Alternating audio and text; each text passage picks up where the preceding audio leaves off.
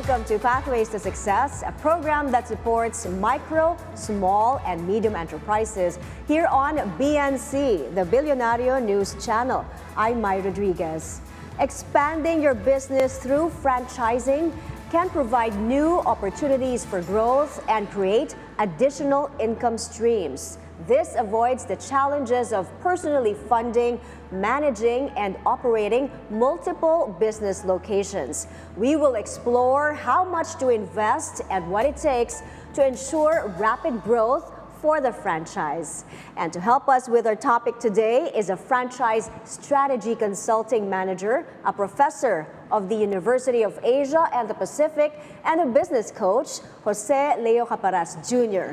Good morning, Coach Ju. Welcome to the show. Thank you for having me. Excited to have you here. We have so much to talk about. First, is your business franchisable? Okay, we will explore that because you've been mentoring businesses, entrepreneurs for more than 10 years now. And what are the business models that are usually fit to become a franchise? Thank you for asking that. Let's define our terms first. What is a franchise? You should have three things. First is the use of a name, use of a system, and payment of a fee. If you don't have don't have all those three things, that's called something else, like licensing or distributorship. Okay, so what does it take to become a franchise? Is it franchisable? How do you find out if there your are business many is factors franchisable? that we can look into. First is commercial and profitable enterprise, that the profit is big enough to be shared by both the franchisee and the franchisor. You should have a unique selling proposition. You have a prototype branch that could be a showroom that the prospective franchisees can see and like to get into it. So tell us, Coach Ju, what are the businesses that you have helped expand into franchising? And can you share some stories with us? Thank you for asking that. Like a father of a large family, I love all my clients. Some have made it big time, others higher than stratosphere. You've heard of branches like Chat Time, like Wholesome Hub, like Vibes Massage, Farron Cafe. They've started off small, 4 branches. Now we've targeted 100 branches in 5 years, and we exceeded that goal. So I've helped several firms, and I'm happy to share stories about them. Tell us about Chat Time, for example, because how small did it start, and now, diba, it's so big already, so many branches, you see it everywhere. Tell us, how did they do it? We have several conversations with the owners. We've computed everything. We've measured everything and we targeted 100 branches in 5 years. And one strategy is having smaller concepts. That means lower investment cost. That means quicker turnovers. And because of this strategy, we're able to open 100 branches within 5 years. Okay, 100 branches in 5 years. Wow, that's big, right? So, okay. So is it important to see how many branches you should have already before you go into franchising, or is it the revenue that you look into? So the number of branches, we have to be deliberate, and we have to have a strategic plan to be deliberate to find out how many branches shall we open within this plan. That means how to support it. I've got helped clients that only have a branch, then multiplied to more. Another brand comes in, it's Farron Cafe. We started up 4 branches. We asked the owner, how many branches would you like to open? He said 100 branches in 5 years. Wonder of wonders, we exceeded that goal in less than 5 years. We were able to open 250 branches. They're getting celebrity endorsers. So, but it depends on the owner, how coachable that person is, how the market, the industry, or how open they are to new approaches. Exactly. Okay, so of course, our MSMEs are the backbone of our economy. We have more than 1 million in 2022 already, so majority are micro enterprises, right? How is the industry today? Are more Filipinos getting into franchising? That's right. It's a stable, I mentioned earlier that franchising is good during good times, and it's great during bad times because it has well thought out structures, operations, and legal backbones to back it up. So when bad time comes, all the more they rise up from the more than the usual. Now, how do you assess a business, and what are the questions that you usually ask your clients? There are many keys to franchisability, but for me, what trumps everything else is the leadership. The business rise or fall based on the company owner. He is the biggest limiting factor. So the more the business owner learns, the more knowledgeable he has, the easier he can overcome those challenges.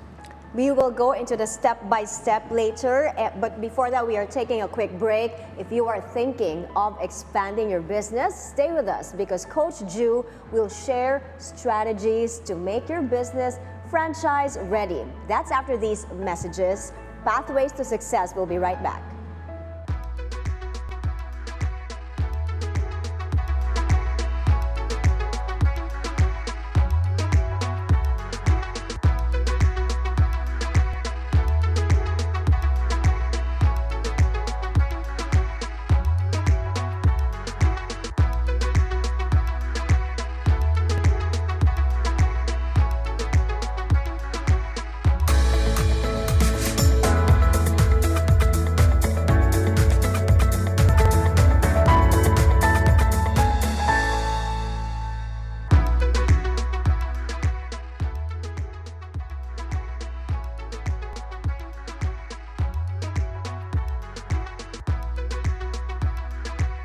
Welcome back to Pathways to Success. We are still with business coach, Coach Ju.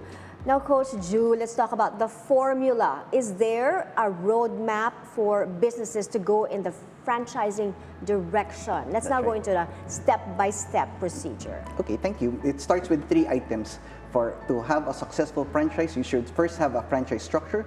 Second, you should have an operations manual. And lastly, you have a franchise agreement. If you have all these 3 factors, you're ready to franchise. Let's go more into step 1. Ano yun? Okay, having a franchise structure. Okay, what is that? It's a bedrock. You have to know if your franchisee asks you how much is the franchise fee and what is the justification for that. You can look at them in the eye and say, this is the franchise fee because this is the cost of getting to know you, site selections, and all these things.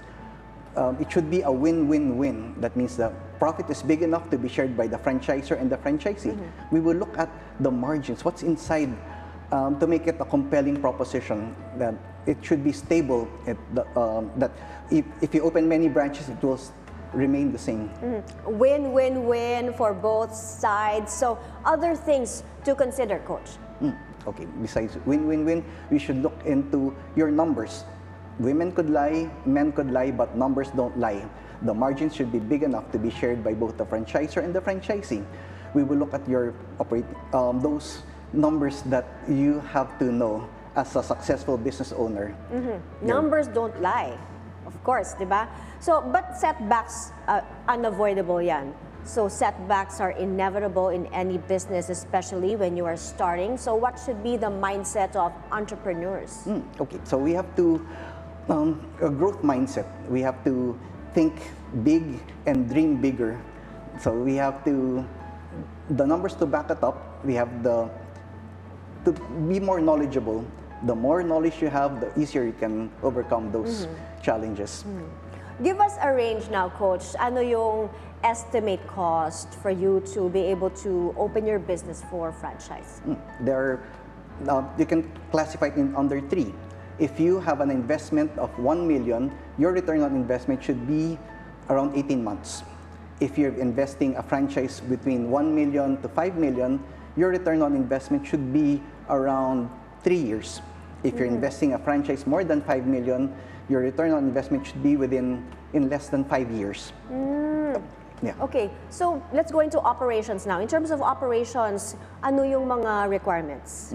Okay, we have a team, and my colleagues who are more knowledgeable, who eats and breathes and sleeps operations, they have their mutant power. They look at all the things that could happen. They write manuals that would happen before opening, during opening until closing. The manuals would stretch as much as 1,000 pages. Everything that could go wrong is written there.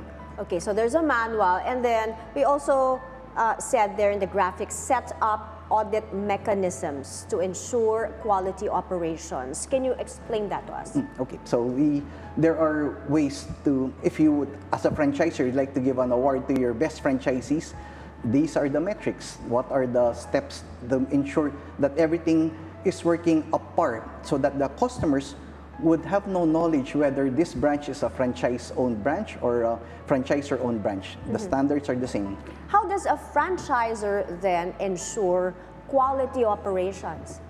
So we continuously train the franchisors. They get certified. We have a team.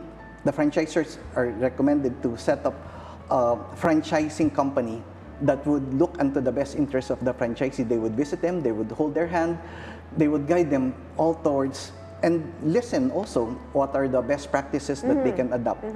Okay, so ano naman yung mga legalities, the licensing? Tell us about those things that a franchisee needs to prepare. Okay, so we don't change the rules in the middle of the game. It would be great if we set the rules at the start, because fences make good neighbors. The rules should be written down. What would happen if you give the raw materials to the franchisee and they don't pay on time? The rules should be how long would the term of the franchise would be, what is the territory, how many times you can renew. Those things should be explicit and agreed upon. Yeah. As they say, the devil is in the details, right? So ano yung mga specific details na dapat nandoon sa franchise agreement? That's right. So it piggybacks from the franchise structure, where all the numbers that we've computed will be placed into that franchise agreement.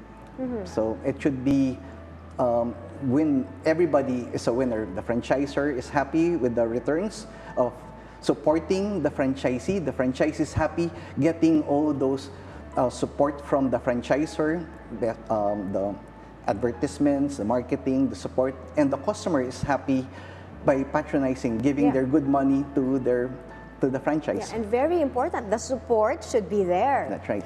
All right, we will pause for a quick break. When we return, we will discuss marketing, sales, and consultation to help you expand your business. Stay with us. Pathways to Success. We'll be right back.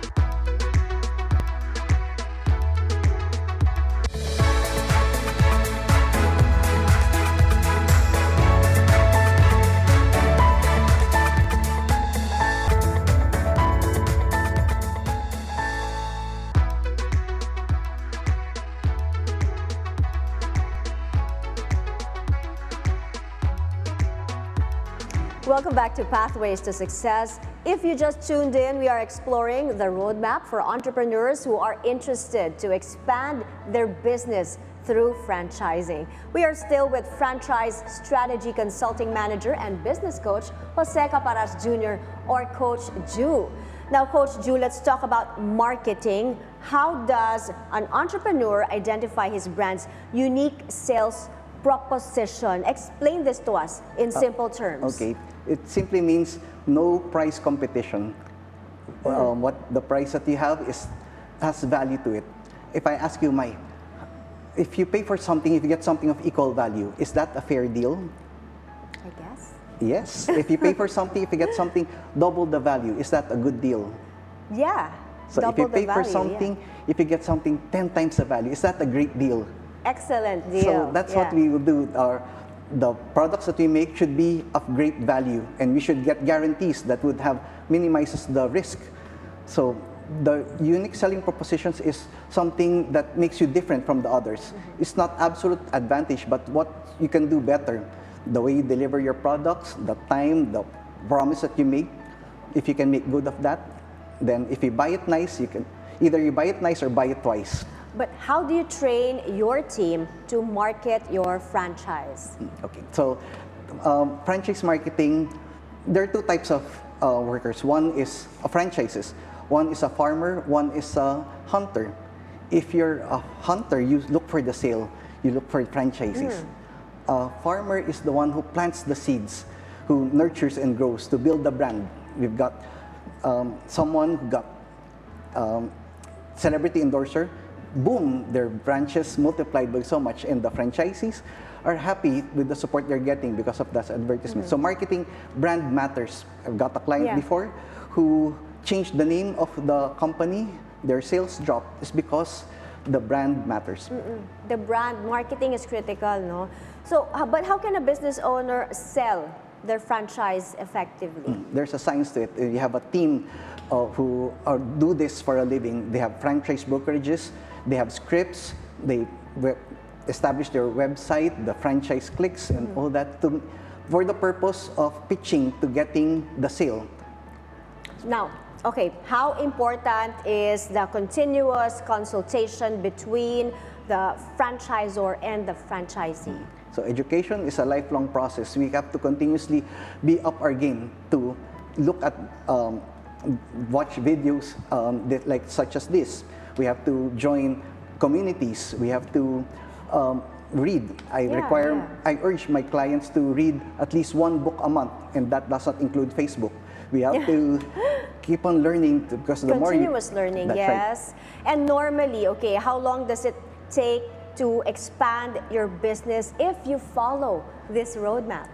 So we can do it in stages. Normally it takes 9 months that you have all these structure, operations, the legal things in place, because we will visit their branch, we will look at it, and we have lots of conversations with the franchisor to make it work.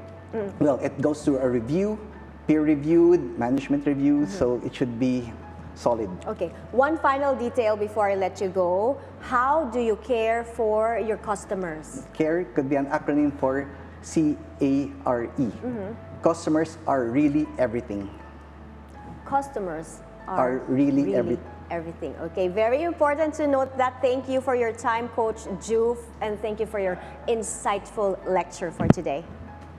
And to our dreamers, our entrepreneurs who continue to forge their path to success, we hope that you were able to get valuable tips from our episode today. Remember that the more you learn, the more you earn. See you again tomorrow here on BNC, the Bilyonaryo News Channel. I'm Mai Rodriguez.